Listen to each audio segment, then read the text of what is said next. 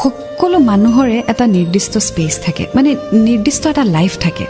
আপুনি খাওঁতে শুওঁতে বহুতে কান্দোতে সকলো সময়তে আপোনাৰ লগত কোনোবা এজন থাকিলে আপুনি অতিষ্ঠ হৈ যায়নে ঠিক তেনেকুৱা এটা কথাই হয় এটি ৰিলেশ্যনশ্বিপত মানে আপুনি এজন ইণ্ডিভিজুৱেল হয় আপুনি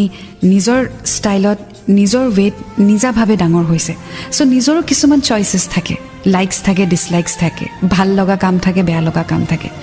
সব সময়তে যদি কাৰোবাৰ পাৰমিশন ল'ব লাগে বা সব সময়তে যদি কাৰোবাক জনাব লাগে তেতিয়া এনেকুৱা হৈ যায় যে লাইফটো যেন এটা জেইল হৈ পৰিছে ইনফৰমেশন দি থাকিব লাগে আৰু তেতিয়াই স্পেচ বিচাৰে মানুহে ইট ডাজন্ট মিন যে আপুনি আপোনাৰ পাৰ্টনাৰক ট্ৰাষ্ট নকৰিব স্পেচ ইজ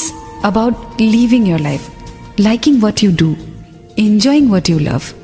so আপোনাৰ পাৰ্টনাৰক স্পেচ দিয়ক তেওঁ যি ভাল পায় হেতু কৰিবলৈ দিয়ক প্ৰত্যেকটো কথাত যদি আপুনি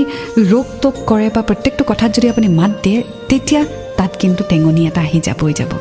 ৰেসপেক্টটো ৰাখক লয়ালটি ৰাখক ট্ৰাষ্ট ৰাখক ইটোৱে সিটোক বিশ্বাস কৰক আণ্ডাৰষ্টেণ্ডিং ৰাখক বাট স্পেচো দিব because you are an individual and you have your own life so please give space to your partner